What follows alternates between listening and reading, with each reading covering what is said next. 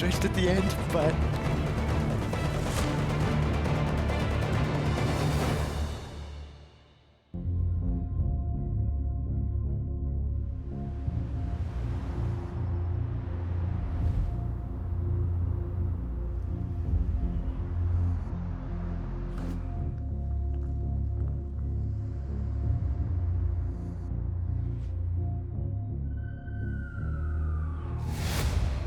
The road to being crowned champion starts today.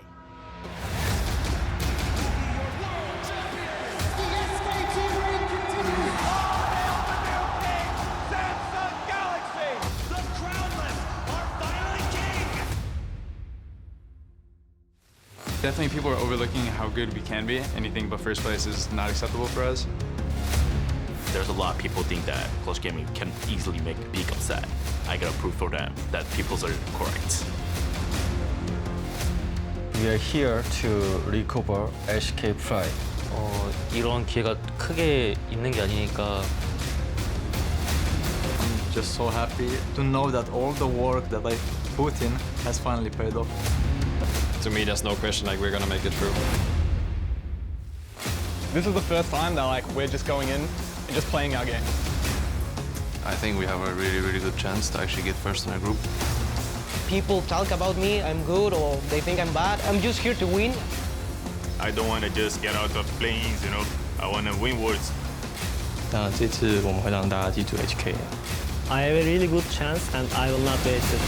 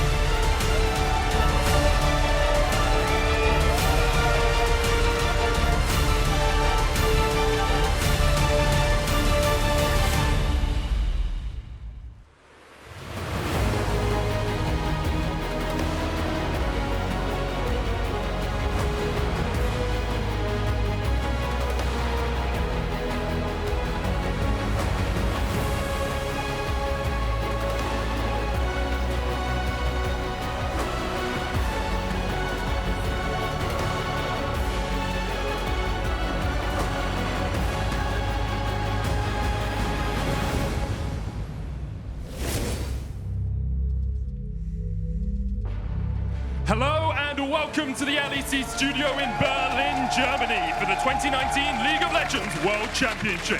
Please join me in welcoming the contenders for our first match of the play-in stage. Starting on the blue side from North America's LCS, it's Clutch Gaming!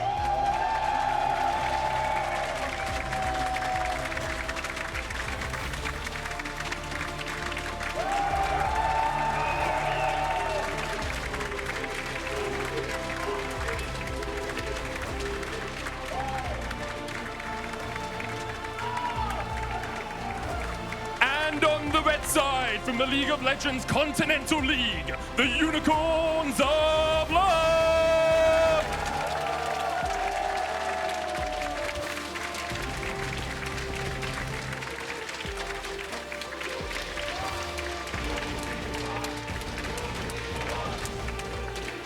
Once more, let's hear it for Clutch Gaming and the Unicorns of Love.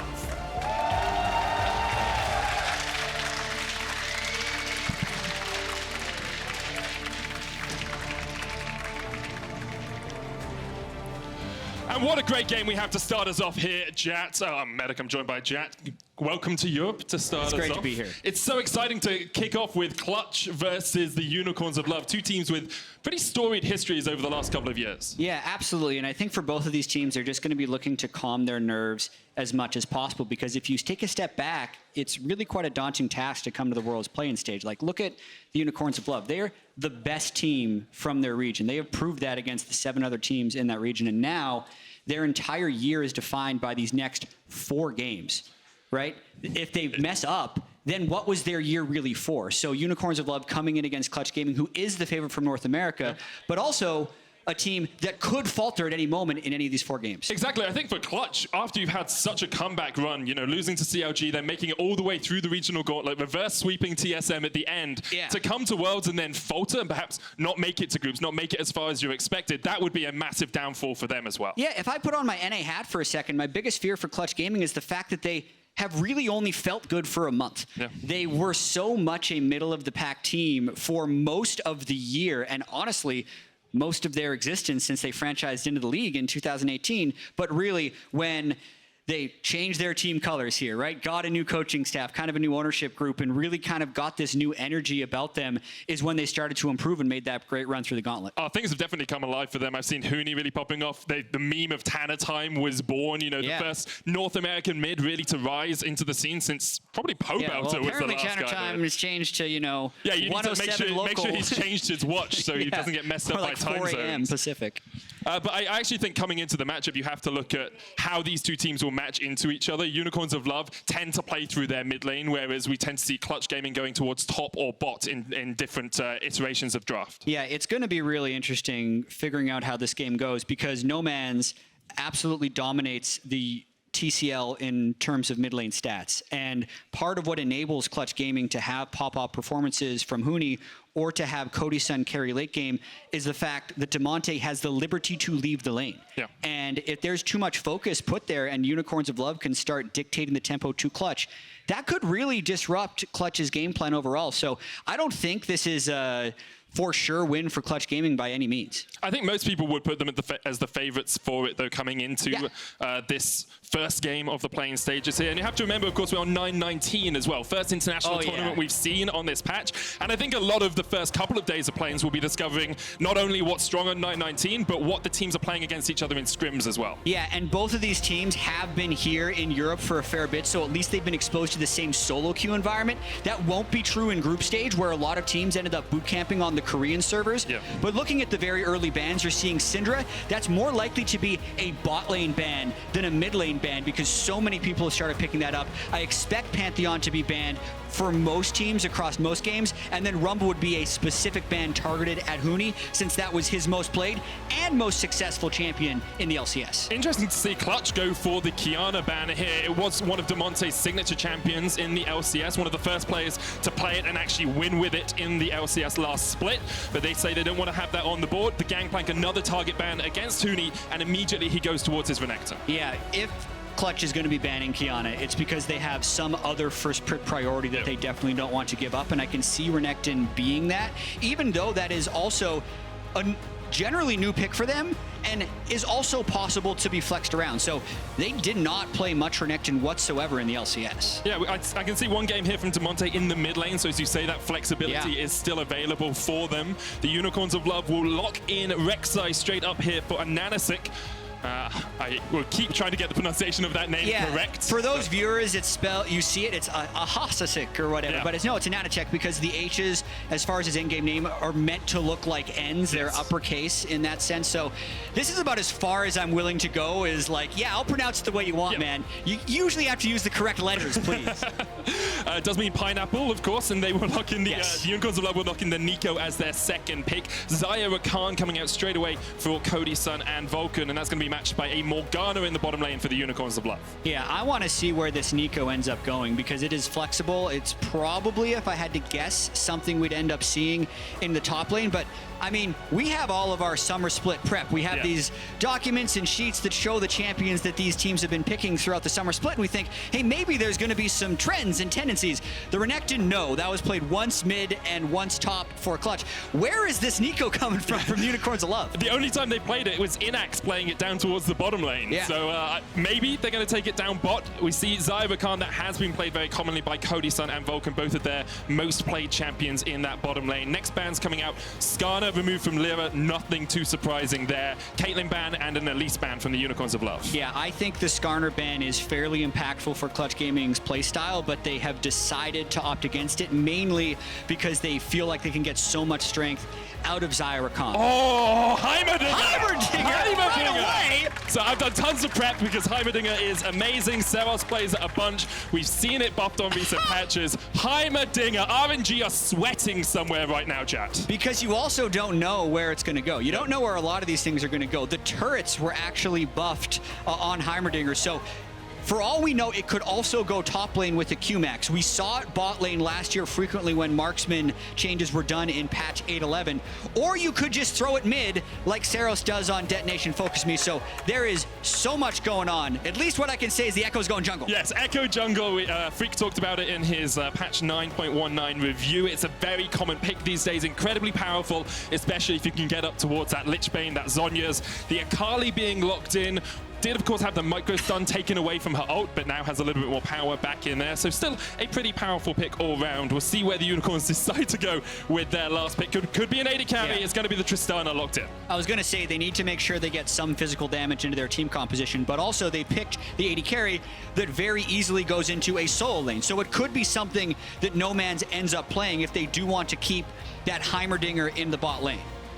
Oh, man. Definitely could be. They got until 20 seconds to lock in where things are going. The flexibility of both of these drafts, to a degree, of course, Renekton and Akali could swap around. The Ekko is likely to be jungle. I feel like this is it. Yeah? You think this is where things are going? Yeah, I don't think we're seeing any more swaps, so we'll have 7 seconds to decide if that's final. Okay, so if we think this is where things are going... Oh, we just saw a swap. The Renekton came towards mid lane. Chat, you were baited by your own team. Oh.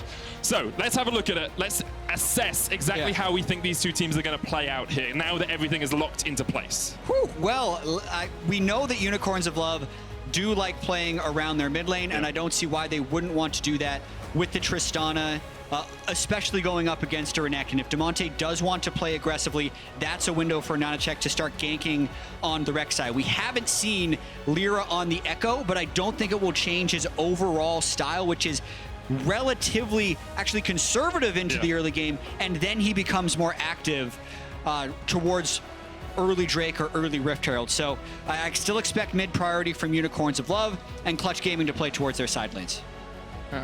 We'll see if they are going to play the same way that they have done through the regular seasons. Both teams coming in to the play-in stage. Just about a lot of time to prepare. You know, LCS finished 4 or 5 weeks ago. The Unicorns of Love finished their finals a few weeks ago as well. And we've had Scrim meta develop over that time. We've had 3 different patches develop over that time. And now it's time for both these teams, for both these regions, to prove their worth on the world stage.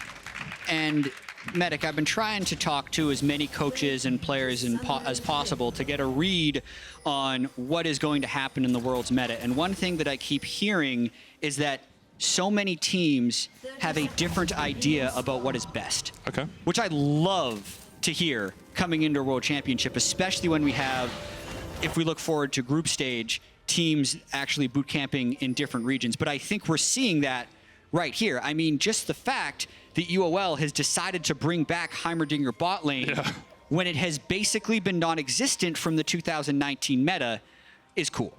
It's incredibly cool. I think the amount of flexibility in draft and in where champions can go is a joy coming into the world season. You look at it, we've got Tristana mid lane. Like, when was the last time you saw consistent Tristana mid lane apart from 2019? Probably back in season 2 when you could play her AP. And being able to give someone like Nomanz, who is the carry, really, for this Unicorns of Love team, a pick that can go in at level 2, that can go for these early fights, teaming it up with a jungler who can look for ganks at level 2, this could be a great start for the Unicorns. Yeah, and I like it when there is more fluidity between the lanes and you're not necessarily dictating a role. So part of the reason that Heimerdinger can go bot lane is because there is still a marksman turret siege champion you can put elsewhere in Tristana. So it's not like these team compositions are incredibly lopsided in the things they prioritize. We have mixes of magic and 80 damage and it all in at level 1. Yeah, Innaxe has to flash away. The Ignite is ticking on him. Vulcan and Cody Sun doing a lot of work down towards that bottom lane. They do have an aggressive summoner advantage in the form that they have the heal over the teleport for Innaxe, so they can combat summoner is the word I was looking for there. And you can see already Cody Sun and Vulcan just trying to harass this Heimerdinger down just a tad. Yeah, and as Nomanz hits level 2 first and tries to get harassed down, we can talk a little bit about Cody Sun and Vulcan, because for most of the split, they were playing to not lose lane, but towards the end, in the right matchup, they would start playing more aggressively. And here I feel like they have an opportunity to play aggressive. With the Rakan, they take the combat summoner, which means they're actually going for kills and going for all-ins. And they have the strong combos, so I'm glad to see they're so confident in here. They've both been playing a lot. They both hit about 1,000 LP in Challenger on the EUS server during their boot camp, so they're feeling very confident coming into this.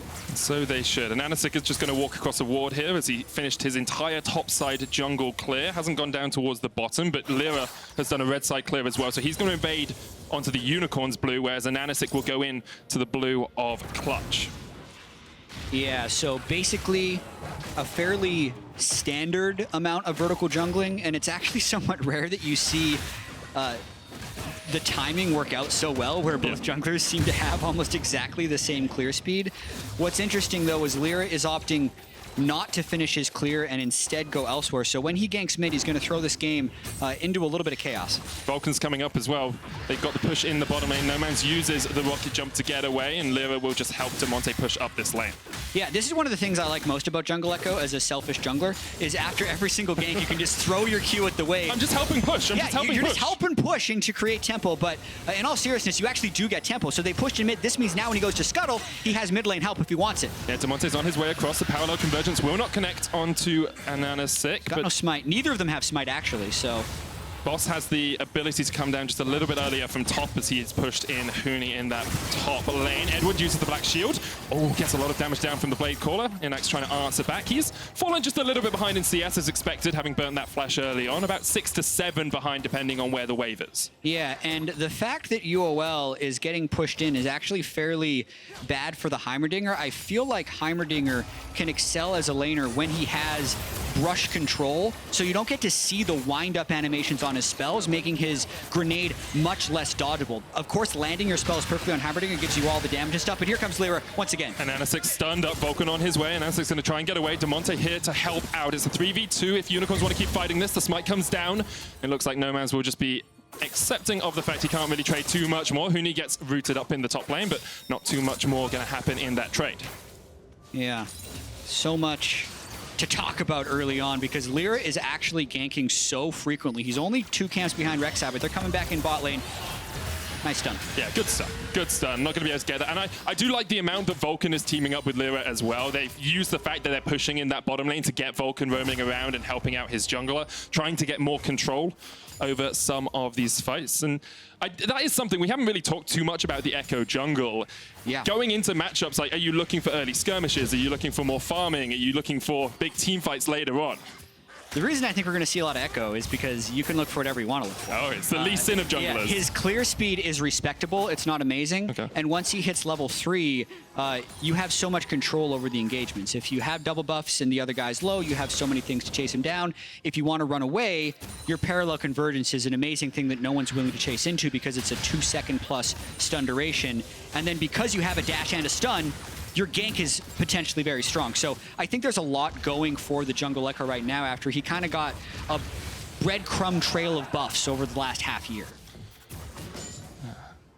a place the junglers haven't really spent too much time is towards that mid lane. And as we expected, Nomanz has a bit of a CS lead. You're playing ranged into melee. You've got the harass potential from a Tristana. Expect Damonte to lose a plate here. And we'll see exactly how Unicorns can actually utilize this mid lane advantage, because it's something they did so well in their regular season, was taking Nomanz into side lanes, getting him towards team fights, and letting him just dominate a game. But against a team like Clutch, it's a lot harder to have one person carry an entire team. Yeah, but if you look at what's happening in the mid lane, it is where basically all of UOL's early advantage is located. So it's not like he can immediately turn on, but when he is level 6, Damonte has to respect that. And oftentimes, if you are going to be picking a Renekton mid lane, you're trying to gank that lane and play around at least some type of the early CC combo. And there's just been none of that from Lira and Clutch Gaming. So not necessarily what you would expect from Damonte, but we'll see. The game is still young. Definitely is. Damonte trying to get some vision here as he goes down towards the bottom lane. Cody Sun and Vulcan have been pushed under their tower. Remember, they have no teleport there, so it's a lot harder for them to get back into the lane. Very aggressive jungle pathing, and it's actually completely unspotted by Clutch so far.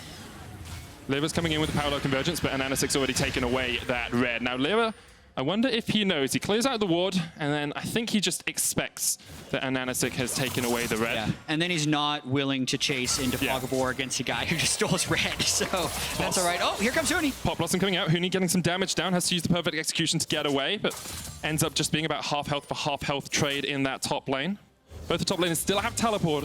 Neither jungler really wanted to prioritize the Cloud Drake early on, but with 2.5 minutes before the Rift Herald spawns, I'm pretty sure I know where Clutch Gaming are going to be looking soon. Yeah, they absolutely specialize in Rift Herald fights. In the regular season, they got Rift Herald in about 90% of their games, but they're already moving quick to topside. Lira again trying to gank, knowing the ult's down. Boss uses the shape splitter. Huni trying to get the damage down, but Boss flashes away. Lira with the first blood, and AHaHaCiK going in. Voidseeker chases him down, and Huni can't get away. And now Lira's trapped. Stuck, and with the rest of the Unicorns coming in, Lira trying to get away, but he's not yet level 6. Nomanz jumps forward. That's 2 for the Unicorns. And that's exactly the type of stuff Unicorns wants. Not only does the kill go onto Lira instead of Huni, which will prevent Huni from snowballing that advantage, they also get their kill onto Nomanz as he's able to roam up after that mid lane priority. You can see just accelerating the gold on the side of Unicorns, but what Clutch Gaming did do well is get these plates in the bottom lane, keep the tower pressured on, and it means actually in terms of gold across the teams, it's pretty much even between these two teams coming up towards that 9-minute mark.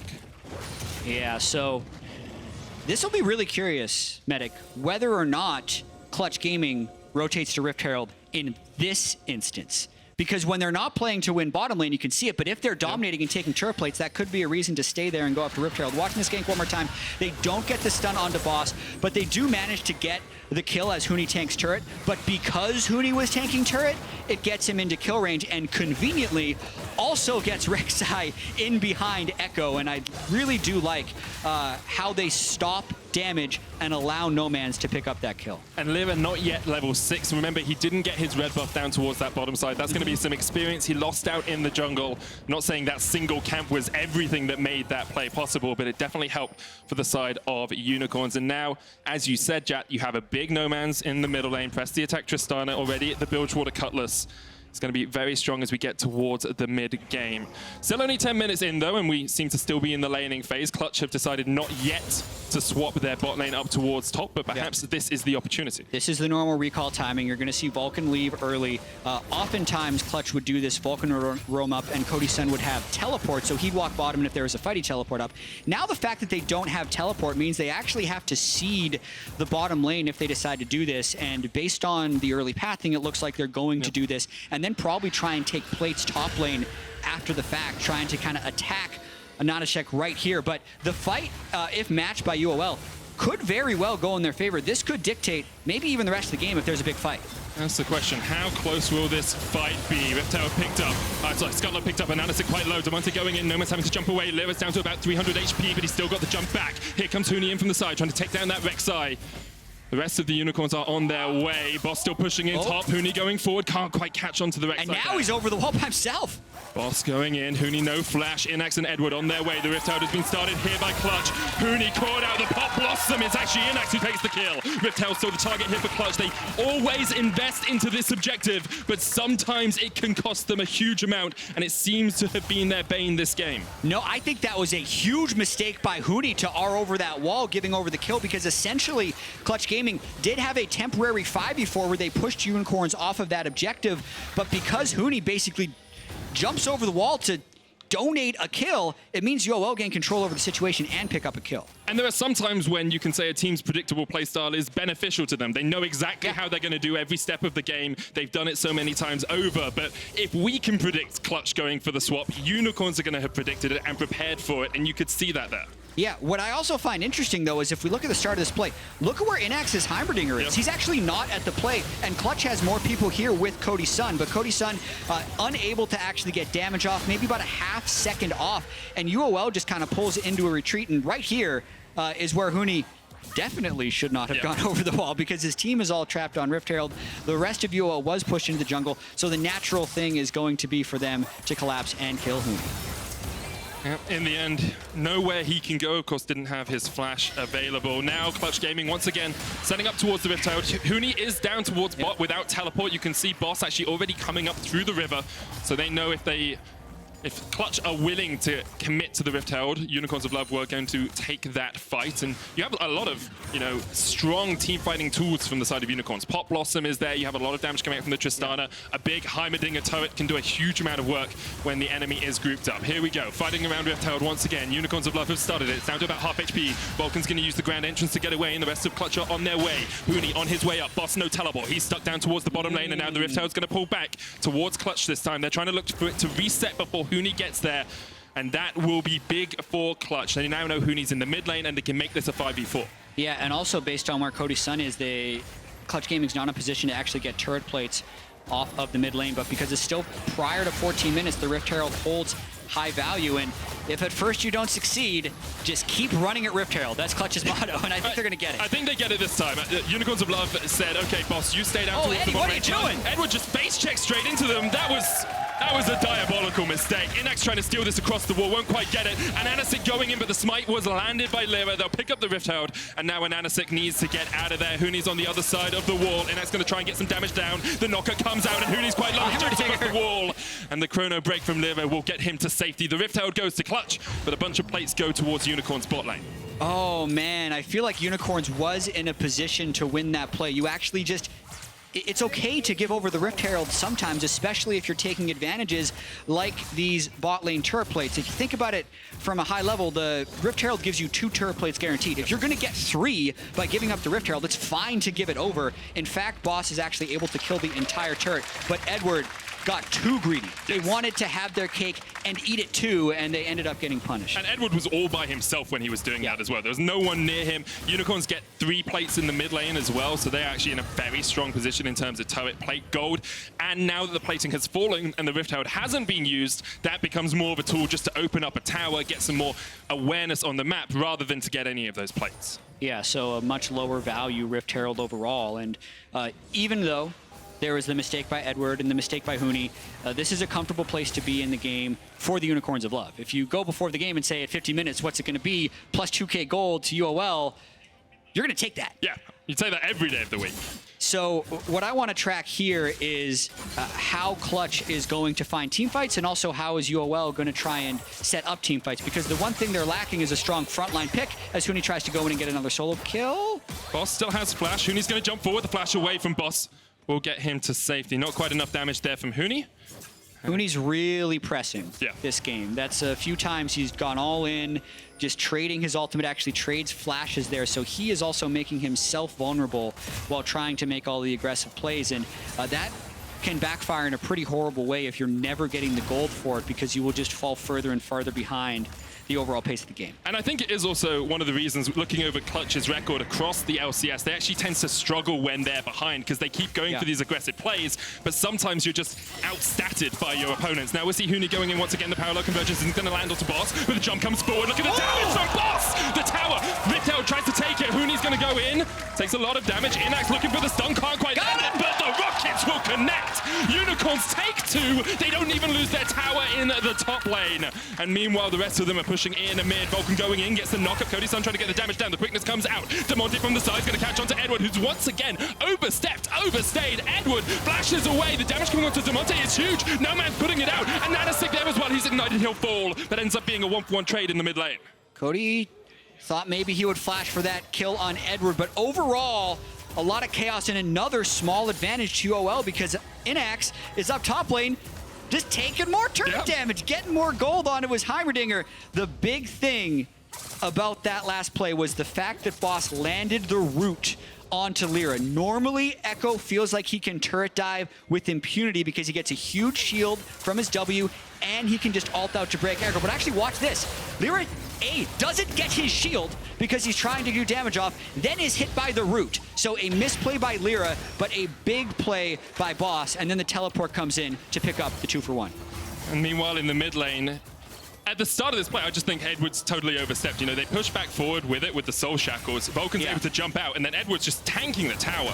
Yeah, I definitely feel, as I said, Huni was pressing earlier, Edward is doing the same thing in this game. Game 1 of a World Championship, as we discussed before, your entire year essentially comes down to, are you successful in these 4 games of this 3-team group?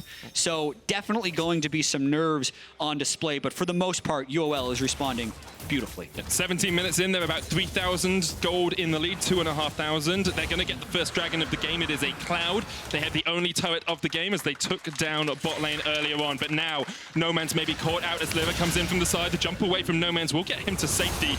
Meanwhile, in the bottom lane, Damonte is just continuously forced back. Clutch Gaming willing to leave him on an island while Lira plays around Huni in the top side of the map. And we are starting to see some of those first completed items as well. You know, Innaxe has the Ludens, Blade of the Ruin King finished on Nomanz. You've got the Super Soaker Spooky Ghost builds on Boss, so he's able to catch people out. Unicorns using the time they have down towards this bottom lane to take their second tower of the game. They're doing a lot to try and accelerate this gold lead, and I also think about how are they actually going to approach team fights because they don't have a true tank. I think the Super Soaker and the Twin Shadows on Boss is a big way of doing that. They use those from range, they get the slow, they hope to land some type of CC, and then once they get 1 kill, then they can dive in. The slow into snowball build fight. So you get 1 kill, you keep it rolling, you keep going, you keep because fighting. It's not even Boss that has to land the follow-up CC. It could be Innaxe, it could be Edward. It's just one of those things, and they'll have enough range damage to try and get one of those executes. And then on the side of Clutch Gaming, they kind of made their way to Worlds through strong flank team fights. So that's one of the reasons I think they put Damonte on Renekton, not because they're great at playing around melee soul laners, but because Damonte is good at playing melee soul laners in team fights and trying to find ways to flank around. So that's what I think Clutch will eventually be trying to do as long as they can keep this game close.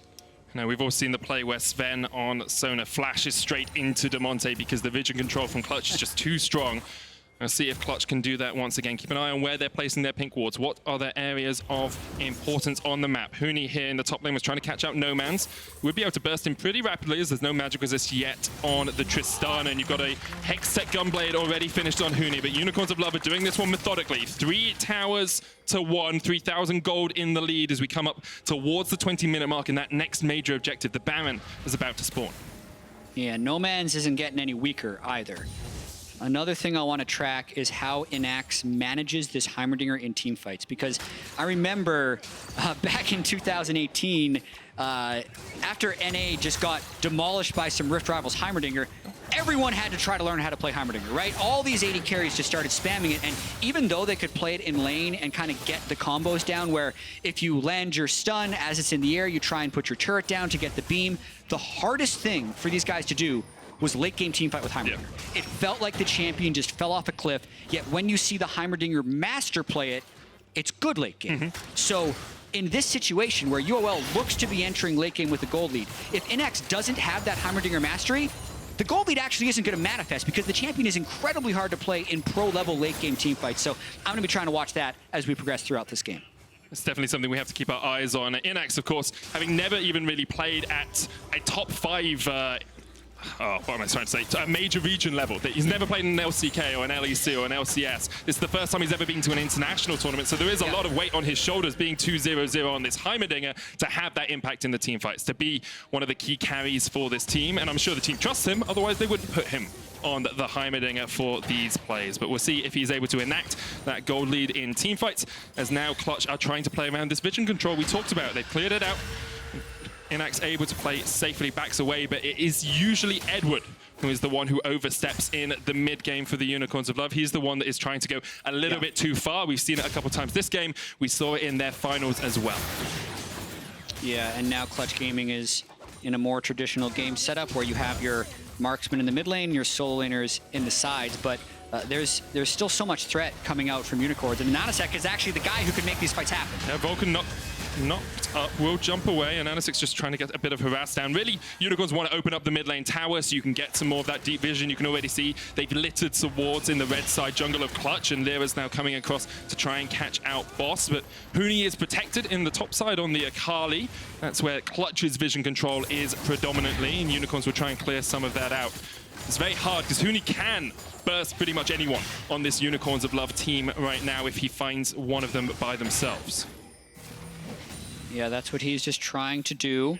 Should not have moved in that brush, though, knowing there is a Rek'Sai on the other team. Unicorns was able to see him in that brush, and I think this Mountain Drake that comes up in about 15 seconds is of very high importance with the small lead Unicorns has and with how fast a Heimerdinger team can take that Baron.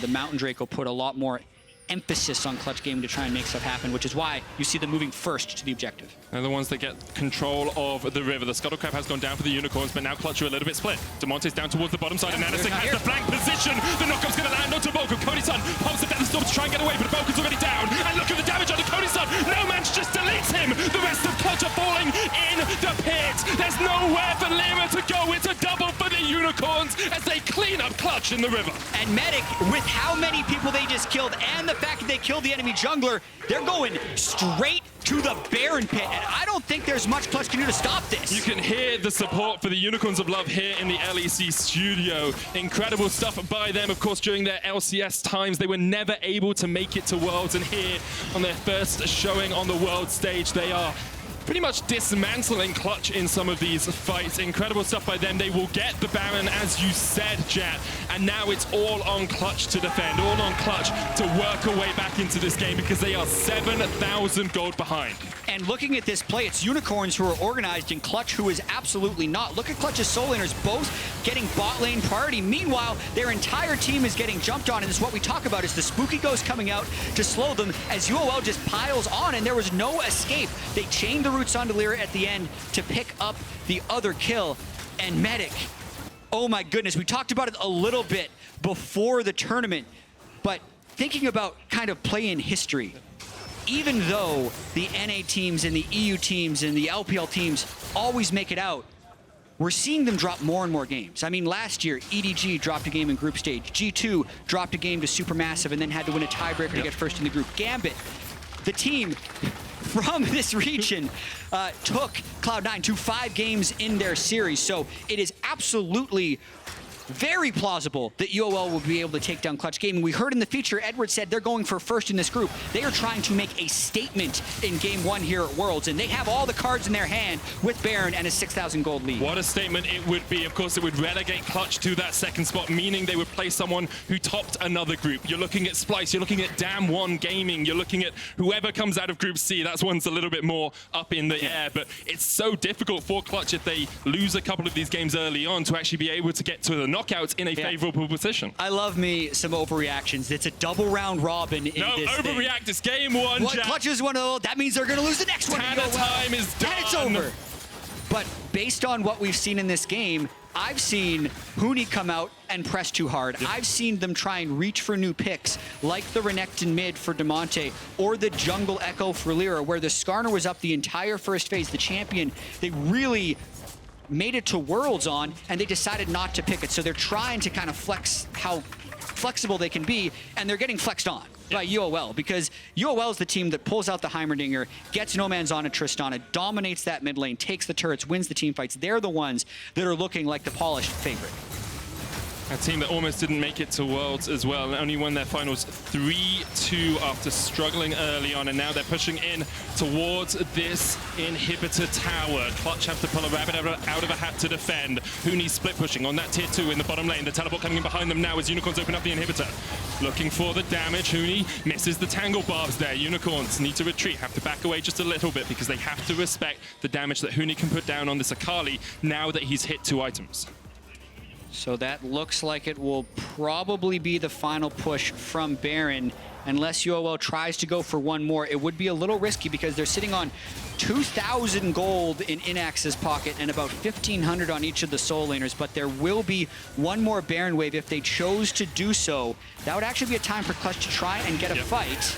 Edward oversteps, Black Shield comes down, Huni could jump all the way onto the back line. He's going in! Hollow! He's going to take down Edward, but now he's on the back line, has to pop the Zhonya's. He's in the Twilight Shroud and he'll get out. Great play there by Huni to find a single pick and get out alive. Gets that one kill as UOL reached for that last push with a little bit too much gold in their pockets, but it was really just Edward stepping out of line. Whew, we still got ourselves a game, Medic. And I do want to come back to the idea that we shouldn't overreact from game one, because it is a great game. It's great fun to watch. It's great to see the Unicorns challenging. But as you said, even if Clutch Gaming lose this, they do still have a double round robin to try and get back into it. Yeah, as we saw last year, EDG dropped a game in group stage, G2 dropped a game in group stage. In fact, in the history of playing, there has only been one, quote, major region in the LMS, actually HKA, who didn't win their group. And then subsequently actually lost to Fnatic in the best of 5 stage and made it through. I think that number actually is suspiciously low after watching so many of the play-in years and seeing how close many of the games can be. So I think it can be a wake-up call to the rest of the world that this play-in tournament matters. There can actually be some games of consequence and some upsets that happen that have large meanings. So UOL trying to make that statement and looking at the items on Nomanz, I mean, pay attention to this guy throughout the play-in stage. We looked at the stats and we saw like, hey, maybe this guy can make some noise. And every time you look at stats like that, you think, okay, but did he do that, you know, in the LCK? Did he do that in the LEC? No.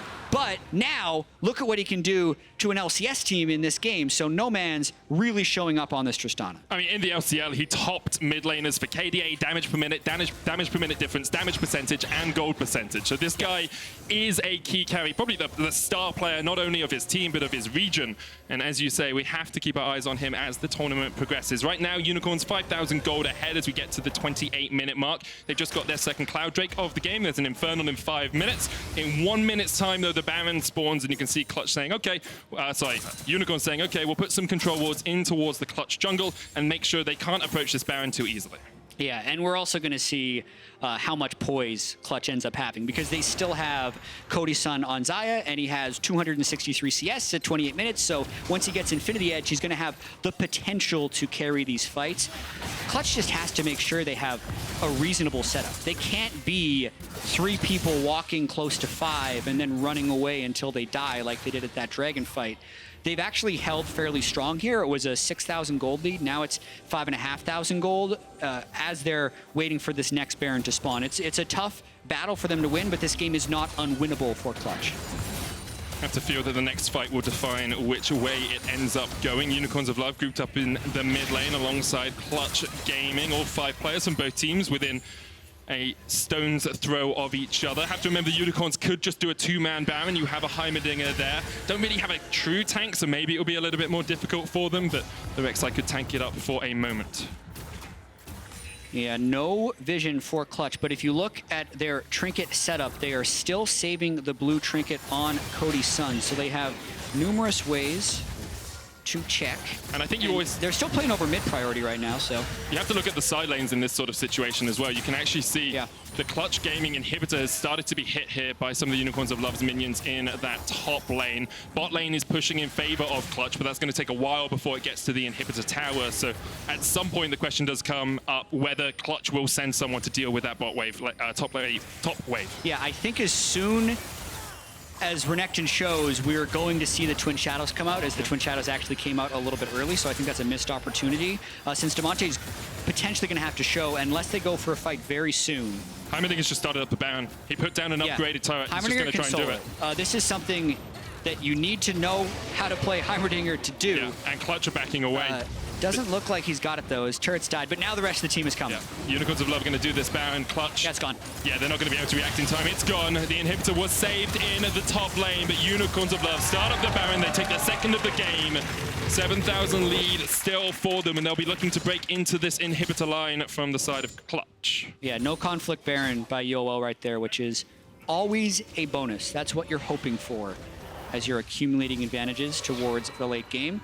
But also, Clutch Gaming was waiting on a few items. They now have that Infinity Edge onto Cody Sun. However, Nomanz has a few more items as he's going double Zeal, Infinity Edge, and will be absolutely shredding anyone who comes near him. Dearie me, that's going to be a huge amount of damage. I'd like to see him get maybe the rapid fire cannon as a next item. I could see the rapid fire cannons, especially as they might be in these extended siege scenarios as they're trying to just land one binding. But Edward again! Face check straight into Lira, but... Meanwhile, the rest of the Unicorns were looking down towards that bottom lane. Huni is in the Twilight Shroud, but now he's been spotted out. He's on the wrong side of the map, and the Unicorns are chasing him down. Trying to stampede over Clutch in game 1 of Worlds. And Huni, he's caught out. Nomanz jumps forward. Huni goes down. The Unicorns get their 10th kill of the game. And this is the Huni that you ended up seeing a lot of in Spring Split Clutch, or when Clutch was struggling, because he continues to try and play at 85 miles an hour when he really needs to be going the speed limit. And at this point, that's just a pretty inexcusable death for Huni, and we're going to see if UOL can push in and take big advantage of it. And we have the Autobahn here, so maybe he thought he was driving on the Autobahn, but there's no speed limit. He can just keep going as quick as he wants, but Unicorns are now trying to push in this bottom wave. Looking for that inhibitor tower. Of course, they've already taken inhib tower in top, but now with the Baron, they're going to open up the base of Clutch once again, pushing in the mid lane as well as that turret is going to fall pretty rapidly. The Unicorns just demolishing the base here of Clutch. Huni's still 3 seconds away. Where the TP wards, a couple very deep into the jungle of Clutch if Huni wants to try and get behind this team, but instead Clutch is just going to try and defend. 4 players in the bottom lane, 1 in the mid. Boss coming in from the side as well. That's just the shape split of the zone. Now, AHaHaCiK is going to jump forward down into the GA. Boss has the flash, pop Blossom. If he can land a Tangle Barb, so he can't quite connect. Inhibitor falls mid, Inhibitor falls bot. And now Unicorns can just back away and reset. Yeah, if it takes a flash and a GA for 2 inhibs, you take it. Even though that may have looked a little bit strange, I still think UOL got what they wanted. The Infernal Drake is still up. They have a Baron. This could very well be a 3 Baron game if they want it to be. They don't necessarily need to rush as long as Clutch Gaming isn't able to find any of these engages. That would be the Infernal as well. Unicorns of Love have had total control over the Dragons this game. 4 of them, 2 Clouds, a Mountain, and an Infernal at the 33-minute mark. Does mean we will have the Elder Drake win condition for them later on as well if Clutch gain any control around the Baron. And with 4 minutes left on both the mid and bot inhibitors and just a little bit of time left on the Baron, we'll have to expect Unicorns to look towards that top side of the map and see if they can make it all 3 inhibs down. Yeah, there will likely be a small lull in the game right here unless UOL can get a pick. If they do turn it into a 4v5 situation, I could see them pushing to end. But for now, they're going to use the 2 waves of super minions in order to get that 3rd inhib, because they're going to wait for Clutch Gaming, Damonte, or Huni to have to go and deal with a side wave, and then just kind of slowly push up with 5. UOL, as we kind of mentioned before, don't have a tank or that like really reliable initiation. They just have good poke. So they're just going to sit at arm's reach and keep pushing Clutch back so that they can get objectives. That's exactly what they're doing. We saw Damonte chunked out in the mid lane there. Unicorns of Love, they don't really need the minion wave to be here for them to go towards this inhibitor, but they want those supers in mid and in bot, as you said, Jack, to be pushing in so that Clutch have to react. Clutch on their last legs, but I've seen them like this in the regional qualifiers versus TSM, where they kept fighting until the very last. I have memories of the Pantheon game in game 1, where they just kept going for these engages. Yeah, the waves are in a spot where Clutch could theoretically get a good flank, but that teleport is so far away.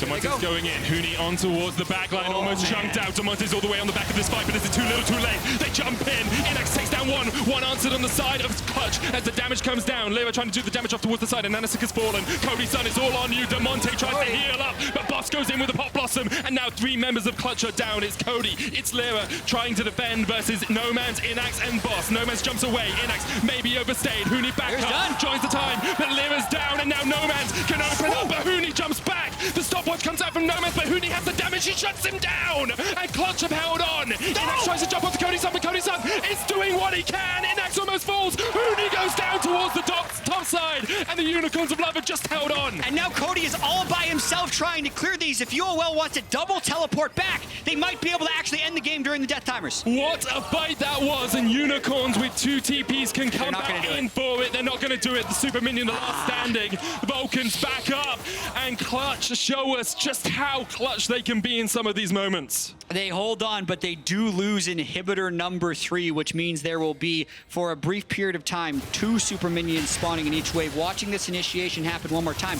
Huni's just trying to buy time. He actually doesn't end up getting much done, and the initiation comes in a little bit late, but because they so quickly burst down Edward and Rek'Sai, they buy enough time with a stopwatch. And here's where the fight ends up getting very interesting, because it's all about buying time with your stopwatch when you don't have tanks to try and make this fight happen. But because Lira comes in with his parallel convergence, it splits Innaxe from the rest of the team. And it's really Nomanz who salvages a lot of this fight, because he ends up saving Innaxe's life, but it ends up costing his own life because of the way Huni played it, and some very clutch flashes come in on the backside. Huni missed his E on boss, which would have actually been, if that E lands, I think Clutch ends up acing UOL, because then they'd be able to 2v1 at the end of it. Well, you said it could be a 3 Baron game. Unicorns of Love looking for their 3rd. It has just spawned. They can back away towards it. Huni has teleport. He's in the base, but can he defend? I don't know how Clutch is getting mid priority, because it's 5v4. So UOL should actually just be pushing Clutch Gaming completely off of this objective, since Huni, if he does join, will lose his base. At the moment, Unicorn's playing it just a little bit safer, but as you say, those double super minions pushing in the side lanes can be very hard for Huni to deal with all 3 waves at once. I feel like this is a bluff by Clutch Gaming. They should not be here, because it will be 5v4. Nomanz gets a little bit of damage onto Vulcan. Jumps forward, looking for it. Vulcan has to jump away. Busts a shot, not quite enough. He's going to tick, but he pops the stopwatch and he manages to survive. Meanwhile, in the mid lane, Damonte has been chucked out by the Unicorns. And you have to feel that's it. You have to feel it's done. Unicorns now don't even need the Baron. They can just push in with the super minions. I think that is what should happen when you're 4-man up in the base and your Akali's in base dealing with all the super minions. So now it will be 5v4 into the base as UOL tries to win the game. We'll see if Unicorns are able to close it out here. The Pop Blossom comes out from Boss. Huni jumping onto Nomanz. Quickness comes out as well, but Nomanz is able to get away in time, and AHaHaCiK down into Watch the GA. Cody. And that is the kill. Innaxe taking down Lira. And AHaHaCiK rooted up. Cody Sun still trying to get the damage in here on the Xayah, but unable to find the connections. The mid lane inhibitors respawned. Bot lane's respawned as well. But the Unicorns of Love can just push in. Now it's a 5v3. Clutch Gaming trying to hold on to some semblance of the game, but the Nexus Towers are the target, and Unicorns will start Worlds off with a bang as they take down Clutch Gaming. And welcome to Worlds. Clutch Gaming, the Pool 1 team in this group, falls to Unicorns, who have 3 members of the Vega Squadron team who went 5-1 in the MSI play-in group. So not a team to be taken for granted or looked past. And Clutch Gaming will have to bounce back from this one.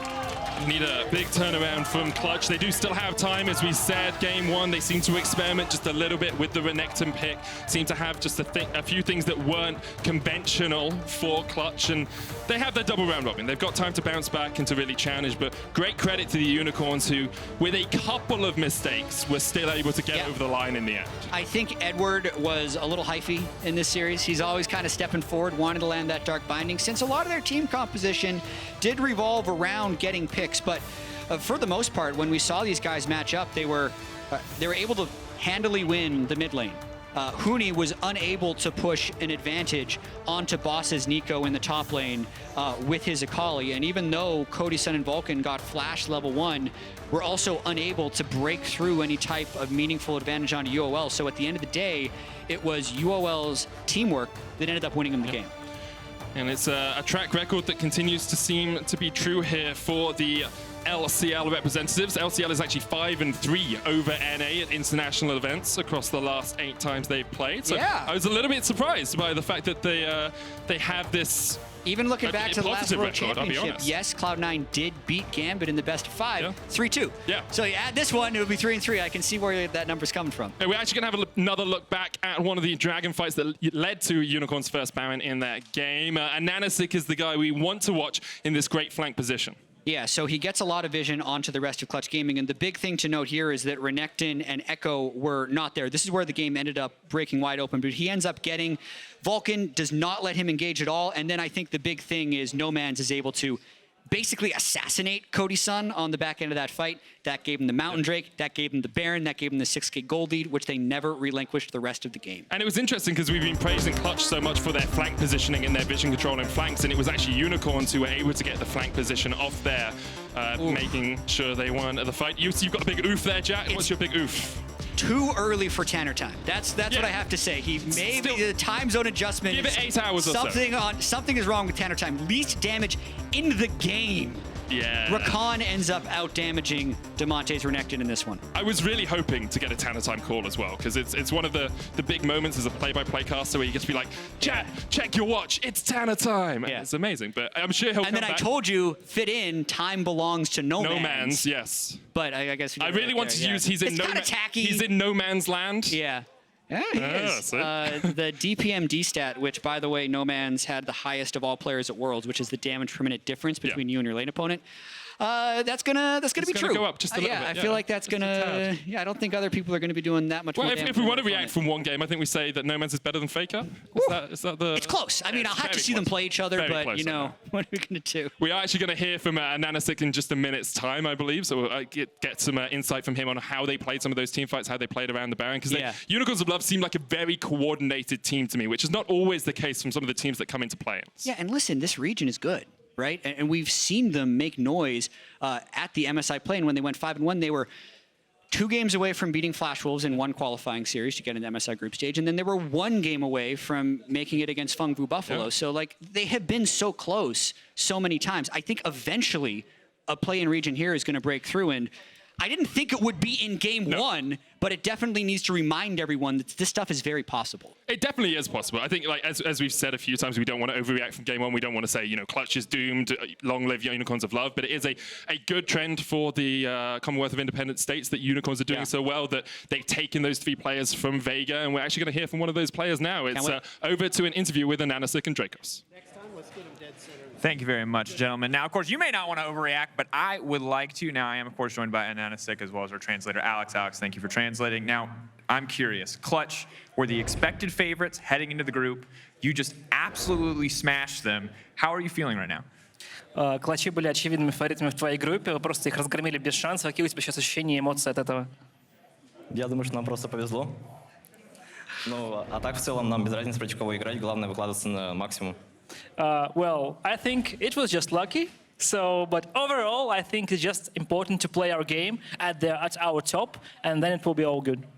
All right, now looking ahead, you guys pulled out, once again, some very interesting picks. You pulled out a Heimerdinger bottom, you had a Tristana in the mid lane, you're bringing back Neeko in the top, a pick we haven't seen as much. Talk to me a little bit about the strategy that you used to win this game. У вас было очень много необычных пиков. Опять же, Heimerdinger на боте, Тристана на миде, и вернули вы в мету в пике Ника на топе. Какая вообще была стратегия, какие вообще конкретно были у вас идеи перед этим матчем? Какая была подготовка? Вопрос очень сложный. The question is very complicated. Totally fair. All right, then how about this? Let's change the script. Talk to me a little bit about your role in the early game against a team like Clutch Gaming. Where are you focusing? Who are you looking to shut down? Is it all eyes on Huni, or are you looking somewhere else? Расскажи про свою роль в ранней игре. Твоя цель была только зашатдаунить Хуни и поиграть только через топ-лейн, либо ты вообще должен был делать другие вещи? Просто так получилось, что ты играл через топ. В целом я играю от себя, а там как пойдет. Я просто пытался выключить вражеского лесника.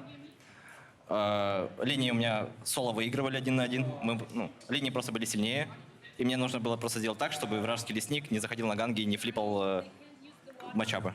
Overall, I just play for myself, but in this game, I just try to shut down the enemy jungler. My laners were stronger, so it was just important not to let the enemy jungler to change the situation. Now, when we look back at this game, you obviously had a fantastic game. The team did as a whole. You said it was just a little bit lucky. I'm curious if you're ready to say that Unicorns of Love are the favorites to make it out first seed in your group. Вопреки тому, что ты сказал, что вам просто повезло, готов ли ты сейчас сказать, что Unicorns of Love фаворит в этой группе, чтобы выйти с первого места? Нет. No, I'm not. All right, not yet. We'll have to see later in the day if you're willing to be a bit more confident about where you're going to finish out in the group. But thank you so much for taking the time to talk to me, AHaHaCiK. We're going to toss to a quick break. When we return, it'll be Splice versus Detonation Focus Me in our second game of the day.